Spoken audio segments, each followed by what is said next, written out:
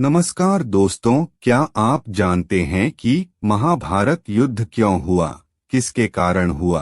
आज हम आपको 5 ऐसे कारण बताएंगे जिसके कारण महाभारत युद्ध हुआ।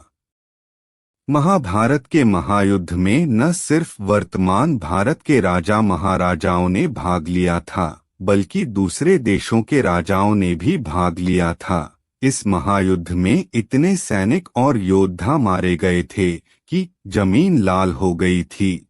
इसलिए इसे धरती का प्रथम महायुद्ध भी कहा जाता है। इस युद्ध के पीछे कई कारण और कई लोग जिम्मेदार माने जाते हैं। पांडव भी इस युद्ध के लिए कुछ हद तक जिम्मेदार थे। यहाँ तक कि पांडवों की पत्नी द्रौपदी भी इस युद्ध के लिए जिम्मेदार थी।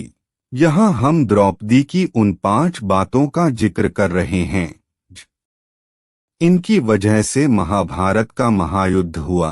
आइए जानते हैं वह 5 कारण। इससे पहले कि आपने हमारे चैनल को लाइक और सब्सक्राइब नहीं किए होंगे तो प्लीज कर दीजिएगा। द्रौपदी की पहली बात जिसने महाभारत युद्ध की ओर योद्धाओं को मोड़ दिया, वह है दुर्योधन के लिए कहा गया एक वाक्य, अंधे का पुत्र अंधा। घटना उस समय की है जब पांडवों ने इंद्रप्रस्थ में युधिष्ठिर के राज्याभिषेक के समय कौरवों को इंद्रप्रस्थ में आमंत्रित किया। तब एक दिन दुर्योधन मायावी महल में पानी में गिर गया। द्रौपदी दुर्योधन को गिरता हुआ देखकर हंसने लगी और व्यंग्य पूर्वक अंधे का पुत्र अंधा कह दिया।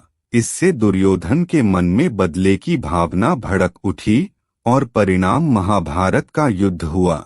इंद्रप्रस्थ में अपमान के बाद दुर्योधन ने जुआ खेलने के लिए युधिष्ठिर को हस्तिनापुर में आमंत्रित किया।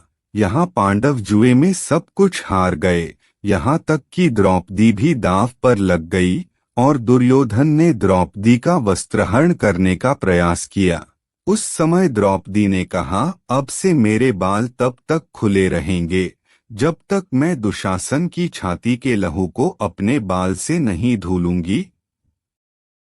द्रौपदी की इस प्रतिज्ञा को पूरी करने की कसम भीम ने उठाई। द्रौपदी की यह प्रतिज्ञा भी महाभारत युद्ध की ओर ले जाता है। जब पांडव जुए में हार गए और वनवास जाने लगे, तब द्रौपदी ने भी वन में पांडवों के साथ जाने का फैसला किया, जबकि पांडव चाहते थे कि द्रौपदी महल में ही रहे। द्रौपदी ने उस समय कहा कि मैं तुम पांडवों के साथ ही रहूंगी और तुम्हें अपने अपमान की याद दिलाती रहूंगी, ताकि तुम कौरवों से मेरे अपमान का बदला पूरा कर सको।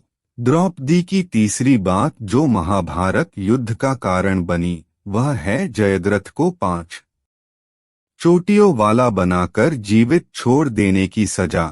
यह घटना उन दिनों की है जब पांडव जुए में सब कुछ हारने के बाद 13 वर्ष का वनवास काट रहे थे।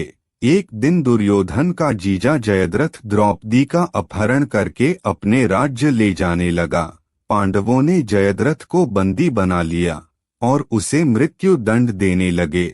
उस समय द्रौपदी ने पांडवों को ऐसा करने से रोक दिया और कहा कि जयद्रथ के सारे बाल काट लिए जाएं, सिर्फ 5 चोटियां छोड़ दी जाएं, ताकि यह किसी को मुंह दिखाने लायक नहीं रहे।